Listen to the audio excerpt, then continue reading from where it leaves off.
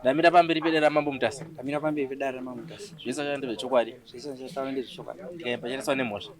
Pachari pane. Mwari ribatsira wangu. Mwari ribatsira wangu.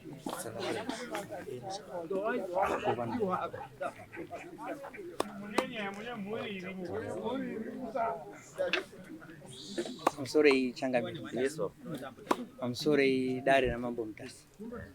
Ini ndauyawo ndine nyaya yangu yeishu yemari yatakatsotswa neanonzi Tawanda Mucha. Zvakaitika ndezvekuti Tawanda akati ane land yaari kutengesa.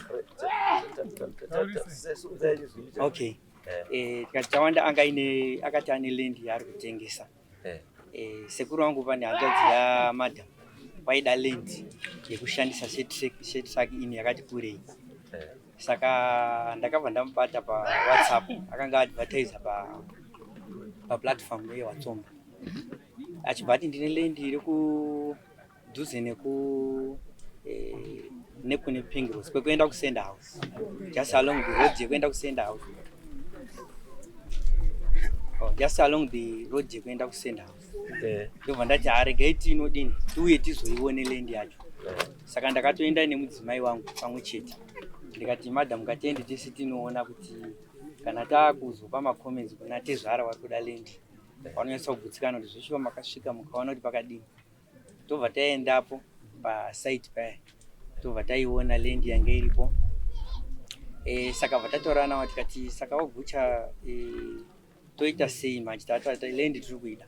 Zvikanzi akurumidzai kutodini kuti kana muine chamuinacho mubudise kana muine mari. Kuzi pane wamwe wangatoidawo wangatombodi presa wadoita zvesomi.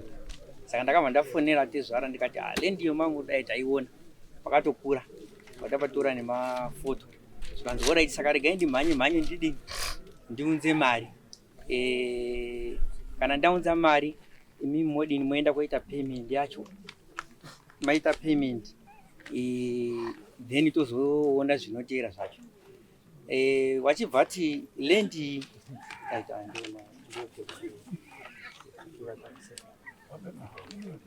right, vatamupa 3000. Saka tamupa 3000. Tisati toita process yekuti ite paperwork yekuti tichitore tichise names zvese. Ndopatakati tiri kuita tsvagurudzo dai. Patazwa vanasekuru pana vanasekuru edu pachimbazwa takambobvunza kuti land iri apa yakamira sei. Zvikanzi kana mutone mainterest neland iri apo musabati mission farm yeNyakatsapa. Saka kana muine zvamamutotarisira ipo pako haisi land yekuti inotombobatwa mission farm. Saka already susu tatatomupa mari. Tobva tachienda tomubvunza tikati Bucha, land yewaitiunayo iwewe iri andani? Zvikanzi iri anda Sabhuku Kudzunga. Tikati asi iruzi mission farm kai? Zvikanzi aiwa iruzi mission farm asi mune vanhu vari kugaramo. Ndikati aiwa isusu hatidi chinhu chakadaro manje chekuti chitori nenyaya dziri surrounding fiction. Kuti atakambozwa nyaya ichizi vanhu vakasetilamo zviri illegal vachatoda kubudiswa. Tikati hatidi land yakadaro, toda land yekuti inenge isina maissues. Kazi already kana zviro zviri kutaurwa inini zvandaakuita manje ndine imwe plot iri kunyanga uko ndiyo ndinoenda kuita sei yandinoenda kukuswichira itsvuku. Tikati yakakura sei plot? Something like 3 hectares. But tozonoiona. Saka vataenda vatanoiona ndakatoenda tese namadam. Tobva tatarisa futi tikati tipei mapepa yacho eplot tione. Tione plot ine zita rakazi Hiwai. Tikati plot yaina zita rako kai yakazi Hiwai.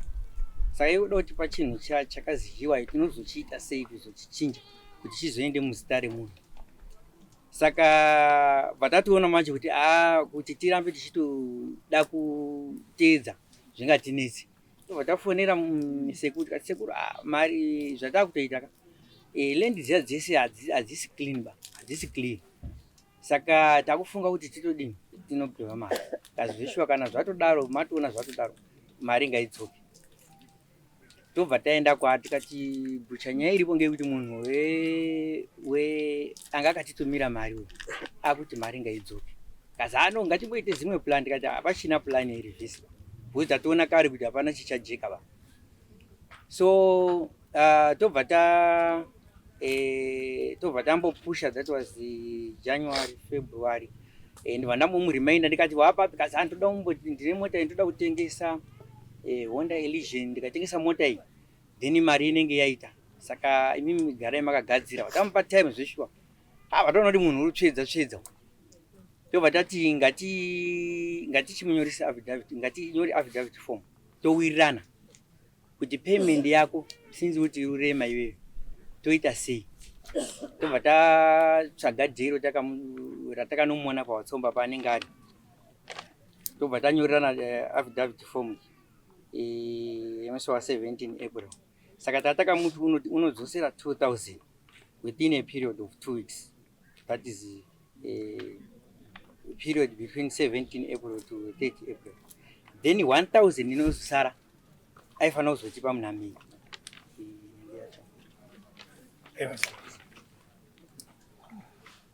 Ndobva tatakasainana pa-repayment plan.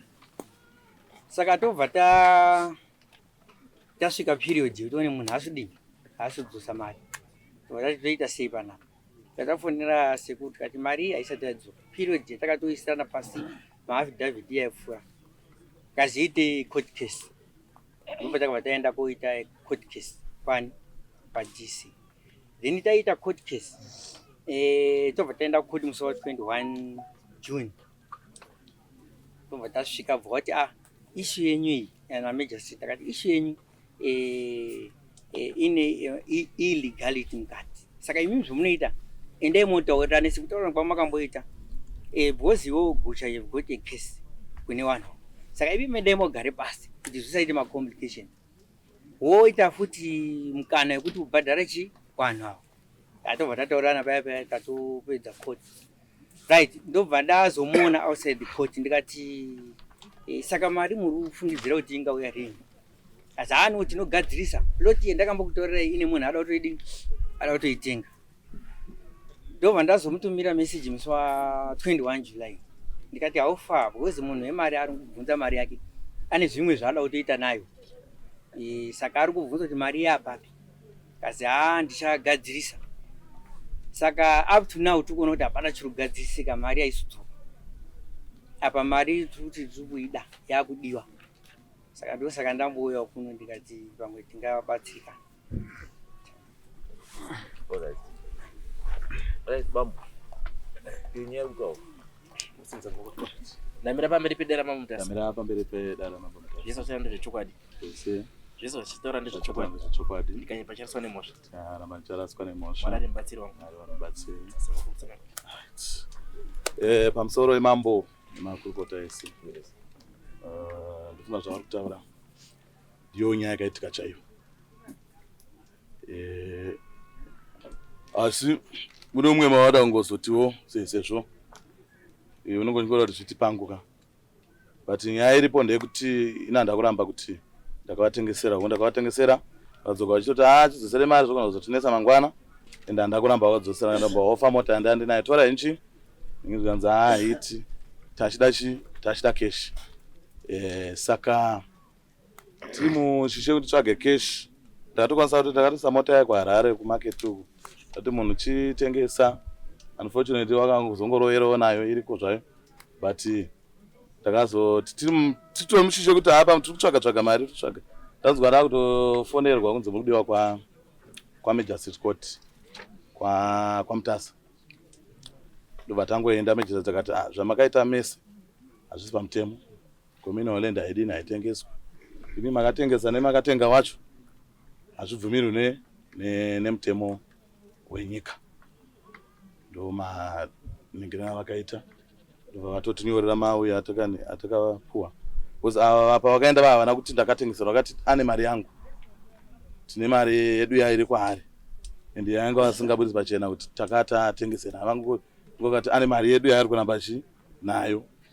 Kana even apa vataura zvakanaka, vakati ivo takazomuitisa affidavit, sure vakandiitisa affidavit, vachiti tiri kutoda 2000 izvezvi, then yakati but nenyaya yekuti mari iri kunetsa zvinhu zvazvo asina kubatana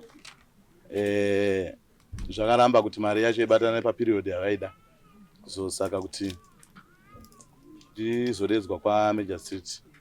Tabva ikokoko samataura ari kuita kuti vaka clerk of court ndiyakatoti varume ndingiri nenyaya dzakaita sedzidzi munotaurirana because dzimwe dzacho dzinge dzikamudare dziri illegal saka dzimwe nguva munodini munotaurirana saka tiri mushisheo ndiri kutsvagawo ndiri kumhanya pamwe ndiri kutsvaga zvinhu zvacho zvisiri kubatana ndokuzosangana neSamuel kuti mudiwa kwani mudiwa kwaMambo Mutasa zvakare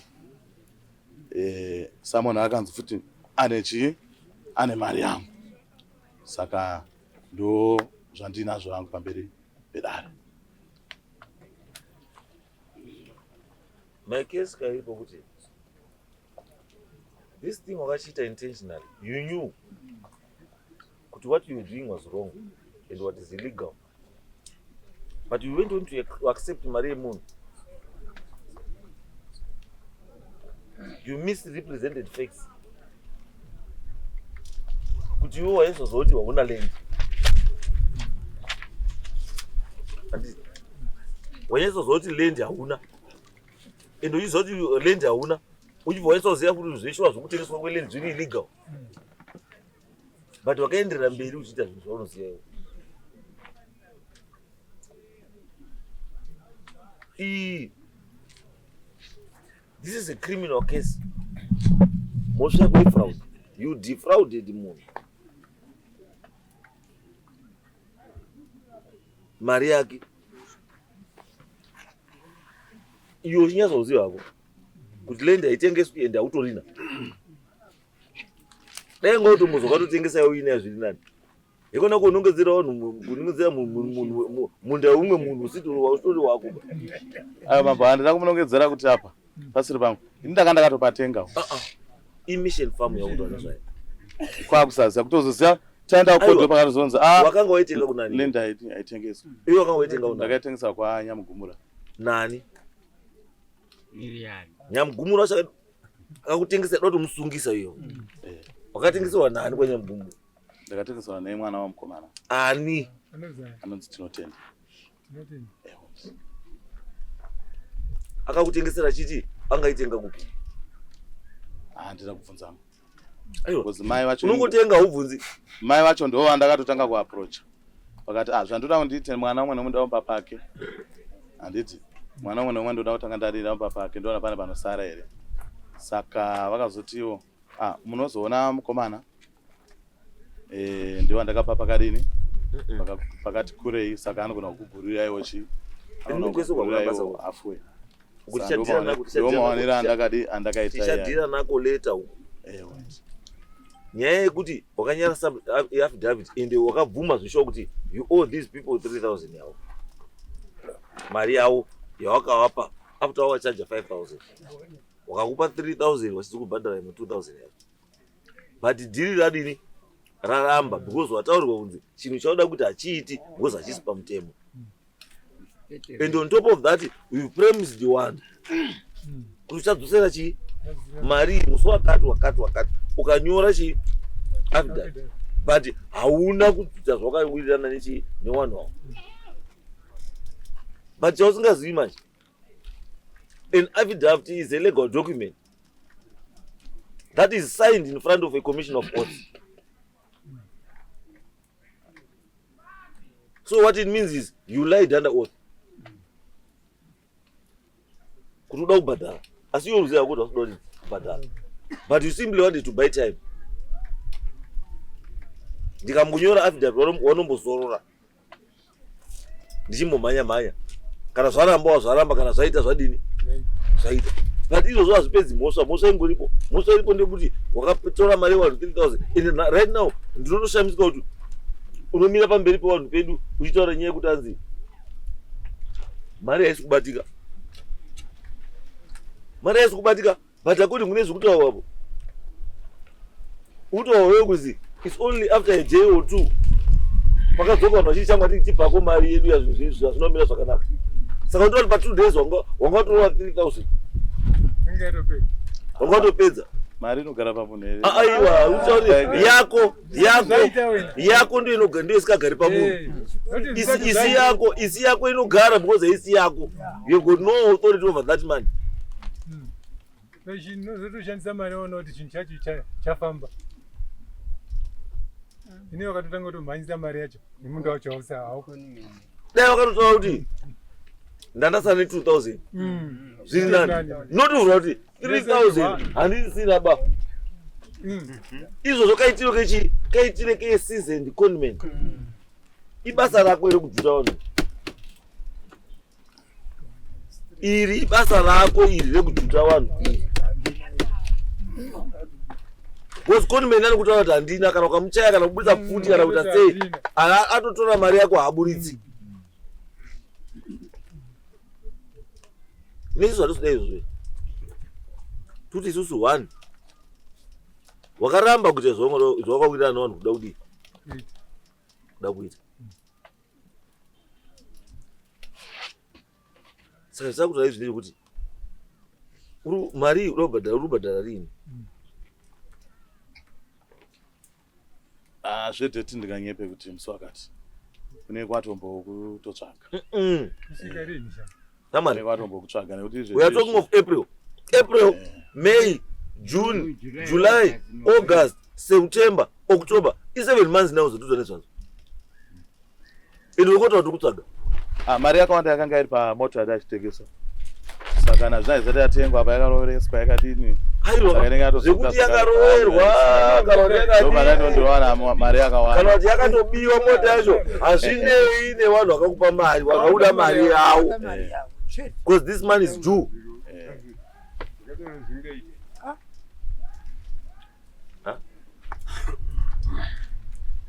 Wauda kutopa vanhu basa wakabira mari. Pamusoro vanhu vakutaura kuti handina mari.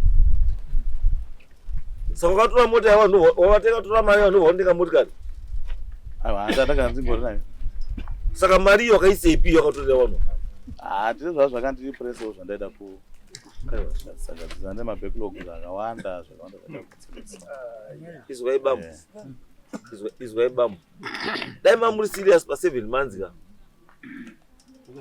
Mulai makatopedzerana nevanhu. But it's only that muri kudherera kuti hamuna zvomunondiita. But chauri kukanganwa ndechekuti mapepa wakanyora aya anokuisa mujeri 6 years. Aya i6 years mukati izi. Maybe wamwana unenge uchikusimbisa unenge wasingakutauri chokwadi. Kutengesa land yakusina, kutengesa state land, kukona munhu of $3,000, knowing very well kuti ndiri kukona munhu. Then also kuti munhu akunyengerere kuti tudzose mari yake. Iwe wamukona. Wototi ashuya kubheke kuti iwewe kuti dzosera mari. Ndozvoruda. Aiwa hatizochakapera. But patati tsvaga pacha papa. Ndoda kuti ndomandazvishama ndakutonzi kuti masungwa. Kuzwasungwa azvikuti hazizi kutsvaga mari pawangotsvaga mari. Iyo zvauya nhasi panapa. Wabvisa mari iyo ungati yashotesa 3,000. Kana kuti kuuya kwako kuda nhasi zvakuvhiringidza kuti uite 3,000 chii?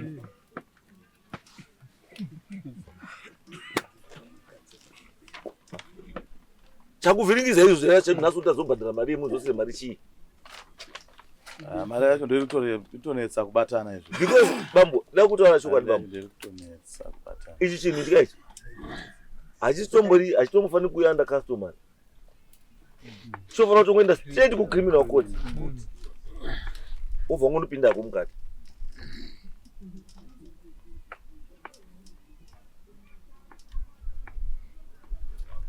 This is criminal. Awazvauta zvese zvokuti ngatitaurirane ngatiteseka. Magentlemen kutotsvaya kuda kuti iwe unzwise but iwe don't take advantage yekuti vanhu vari kukunzwisisa. wofunga kudzwisa kupusa chimhanyamhanya kuti kunzwisisa handi kupusa ba bamba wangu ini zvekuwadzosera handiramboramba kuti tokudzosera hauna kuramba sinyaya yekuti hauna kudzosera kuramba handina dai kunzi ndiri kuningira ende ndisingati ndinyepe pamberi pedare renyu bondoona kunyepa izvozvizvi mangwana ndokupa 1000 ndokupa 1000 ndo handaishaya handiti saindakana kuti baba chirigedza titengesa chii mauti handoirwa ndipa mari yakati wandei handiti then ndozotopera wakati munaona ndikati ndounaona pamwe kuma dai ndamboona kana munhu anopa 1.5 ozondipedzisira handiti wakati 1.5 haiti munhu anoda mari yake yakadini mari yake akakwana imi tipei mota yako yacho imbori nemapepa akakwana here kana kuti imbori yako here semunhu ajaira kutengesa zviro zvisi zvake imbori yako here ndazva kuti plot iri kunyanga iri muzita radliwa haisi muzita rako futi asi you want to sell it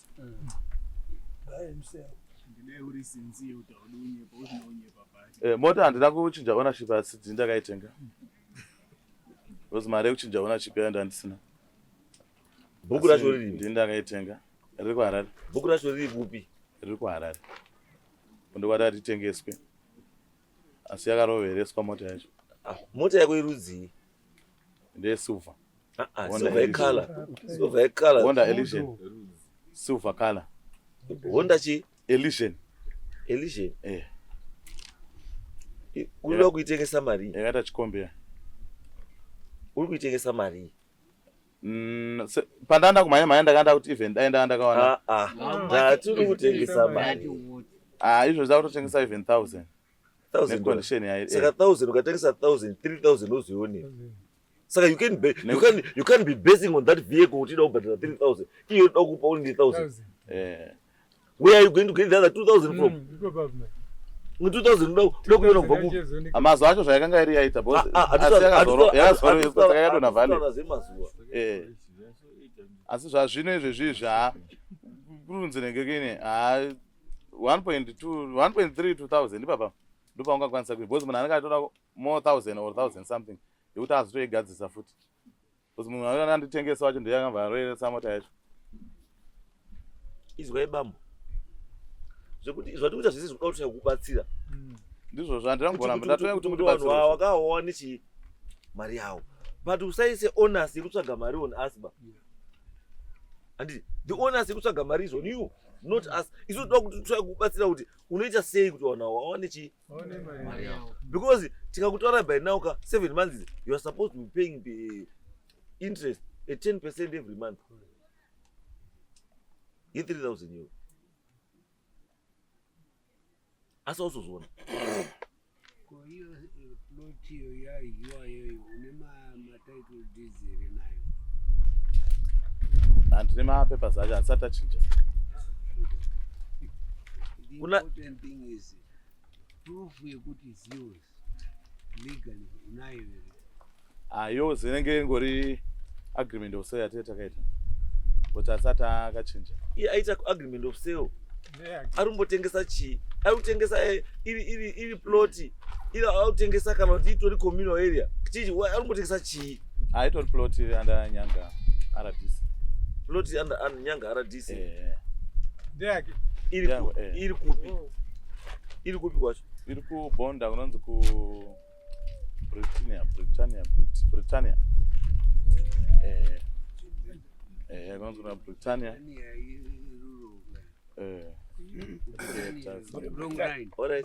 pamakaona imi makakuona sei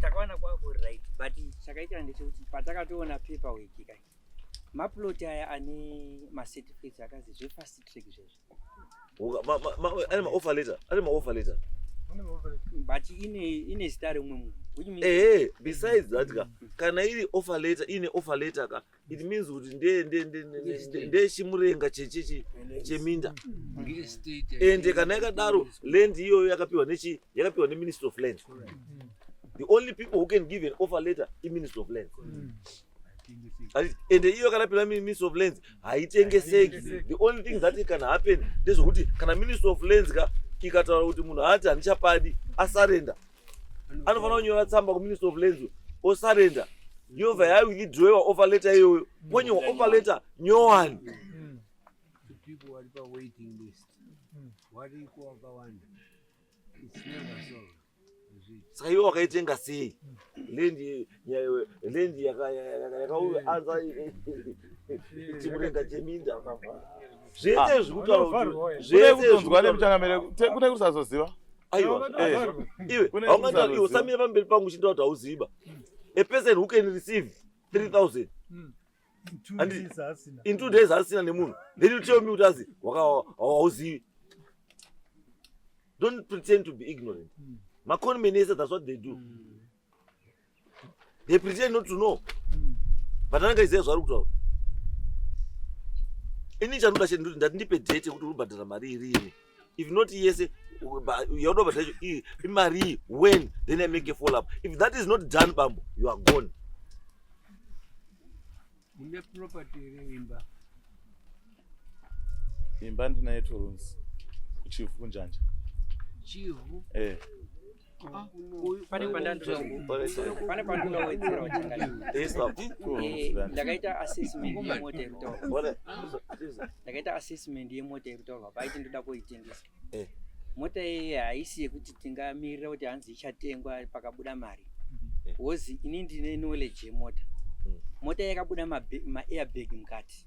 Zvazvokuratidza kuti yakatombo experience accident damaged. And ine tuma screeching sound zvaturi kuti even munhu angari pano mwe akatomboita interest naye mumwe mufana akatombonibvunza akasvika akaitarisa akati mota iyi haidzi. Saka tinoona kuti ipapa kubhesa nekuti mari ichabuda pamota hazvibudi, haibudi. Saka anofanira kutoita dzimwe midzi kuti atipe mari iyi isiri dzemota. Mota iyi kana kuzi munhu akauya pakazi 1000 iri kutaurwa inogona kutonetsa kuitenga mota iyi. Right. Wati wewe une turumzi kuchivu. Iri chivu iri murura iri chivu. Kumushacha kumba. Kumushacha. Kwasadza. Ani mati munemba here. Ndinaye turumzi ndakavakisa kumushacha. Tati kwarugara kwatsomba unei. Chinenge chekugara. Chine value. Motika ndoyanda nditori naye. Imba ndina. Right. Chizwa kashamwari. You are trying to be hard. But you are trying to be hard for nothing. Iwe hausi unotengesa airtime here. Pamuti paya panokwirwa makombi ekwashiri kurwa. Ndiwe keyo. Ndiwo basa rangu chairo. Saka uri kwasa kuwana mari kuno order airtime. But utaza kuwana mari kurifanda munhu mari yake inokwasa kupinza mcheri.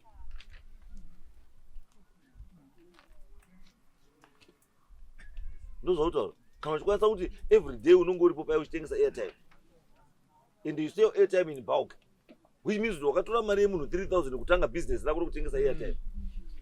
Iro changamira katanga kare 2015. Wakatanga asi wakatora mari yemunhu kuboosta business rako re-airtime. Nemari yemunhu. Ndaitoshandisawo zvimwewo zvisiri zvine. Saka mari yakaenda kupiko bambo? Where is this money? Hakuna mari yakawanda. Tine zvakawanda changamira. Unotanga wadzina mari yacho saka zvakawanda zvasina kunengena. Handiri mari unotanga wayaka. Watoona kuti hazoshuwa utapedza. Taitotapedza shuwa. Chakatotapedza. Ndopakazototi tafunga kuti mutidzosere vana sekuru mutidzosere chi ningikini nekuti zvakadai. Saka chitoenda tinonyora affidavit yekuti motipa mari yakati inanzi ndakandokupai 2,000. Iyo ndovatoti affidavit yekuti motifanira kutotanga mati pa 2,000. Ndikati dai tatinota yatengwa tayakasika kuwana chi? Kuwana mari. Izwa my friend. Usati chemapenzi ba. Kana kuti vanhu vakapusa kana vanhu vasingazivi chiro.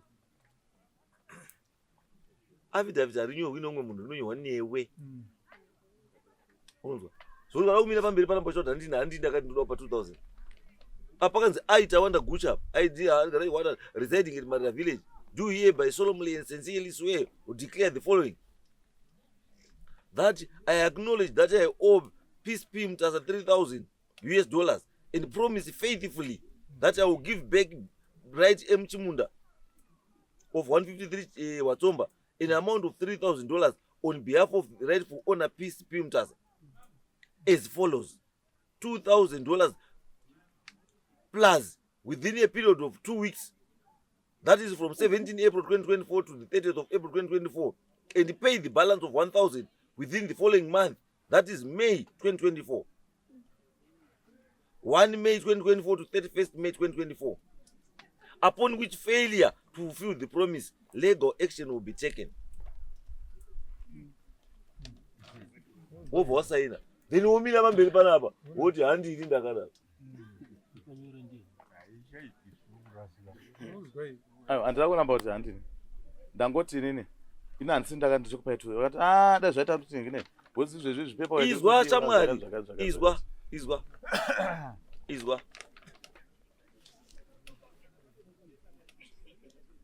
izwa shamani ndizvaturamba tikubvunza kuti you can't say kuti handini ndakati 3,000 ndakati 2,000.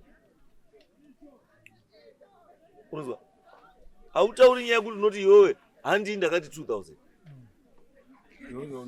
asi iwe ndione signature pa ndiwe wakapiwa mari ndiwe wakanyora saka uruti iwewe wakatorerwa ballpoint here wobva wanyorerwa zvi 2,000. aiwa ndikuwirira ndakatawira ndowadzosera kuwirira ndowadzosera asi zvinhu zvacho kubatana kwazvo ndo kwakakuchinetsa tizwa shamwari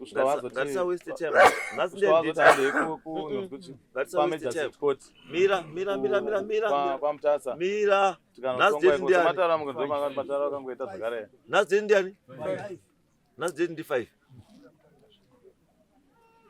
by musi wa 20 ndinyorero shamwari by musi wa 20 October unofanira kunge wabhadhara something. Failure to do that isusu takuita zvese zvese zvatoziva. Bataya baba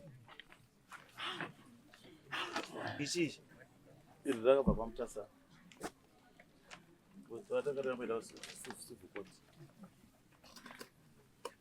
aiwa izvo zvina basa izvi iyi handikandiyazere case was dismissed with the name utaona ne because zvamarket was illegal because you were doing an illegal deal yekuti wanga ine Stateland yaitengeswa handiti saka ndo wakanzi iwewe uri kutenga Stateland neari kutengesa Stateland handiti hapana nyaya endai modzoka imotaurirane kuti mudzoserane chi mari because uyu chaifanira kunge akangoita chete uyu aifanira kunge angoti chamwana wakatengesa chi Stateland pinda mukati ifraud iyi chaji yako ifraud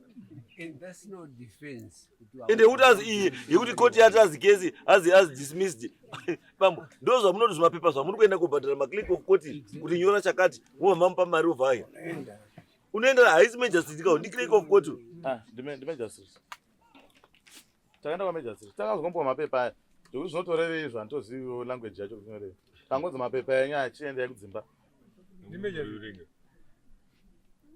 majesty ndiyakatonga kanobva mumaoko judgment saka iwe uri kuti ichiruti uchidi iyo uri chikuenda kuadvantage yako papichi uri kuti pakazi matter dismissed handiti ndokuti wati hausina nyaya handinambodaro mambo wangu saka uri ndipirei akuti nditsvaga advantage handiti ndinototsvaga mari yekupa kwete kutsvaga advantage saka ndosaka ndakuti musi wa 20 mari kai kana ndaenda asingadi kumupa ndingane ndaitawe ndosaka ndati musi wa 20 November bambo 20 October ndichakutsvaga inini kana usina kuya nemari iyo musi wa 20 topedzerana from there asi pane pasina panoenda mbondaiwana hatinei kuti uchaiwana kuti aiwanda ati iwe musi wa 20 ngausvike usina chawabhadhara tochitangira ipapo chebaba chenda because you are trying to be hard for nothing there is isusu chakurakidza kuti aiwa nyange ukaenda kugara mujeri for 10 years mari still unongofanira kudzoka uchiibhadhara chibva yapo so 20 nyorai pasi wako mandati muswane